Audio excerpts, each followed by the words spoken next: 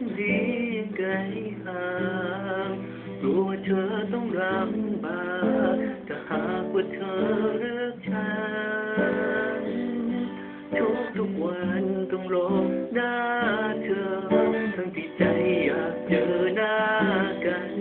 อยากจะคุยความในใจฉันที่มันรักเธอได้แต่เพ้อเสมอว่ามีเธอเคียงข้างวอนให้เธอเห็นใจบ้างก็อยากให้เธอรักไว้ขอสักคนแค่เป็นเพื่อนคุย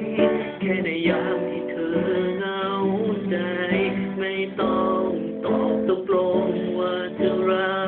กกันฉันยินดีจะยอมเฝ้ารอขอสัญญาจะไม่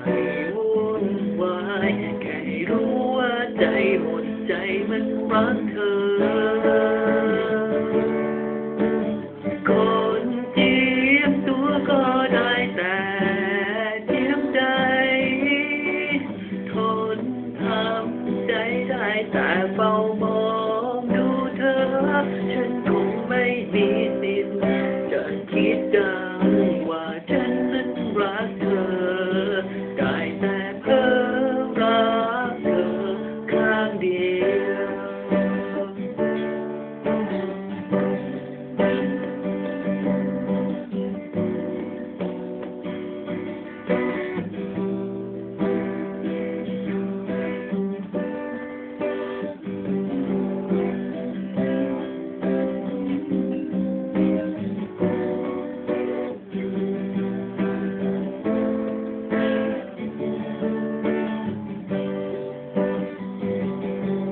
ฉันยินดีจะยอมเฝ้ารอขอสัญญาจะไม่วุ่นวายรู้ว่าใจหมดใจมันรักเธอคนจิ้มตัวก็ได้แต่เจียมใจท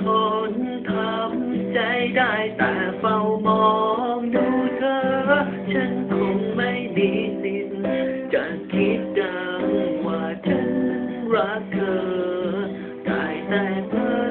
รักเธอข้างเดียวค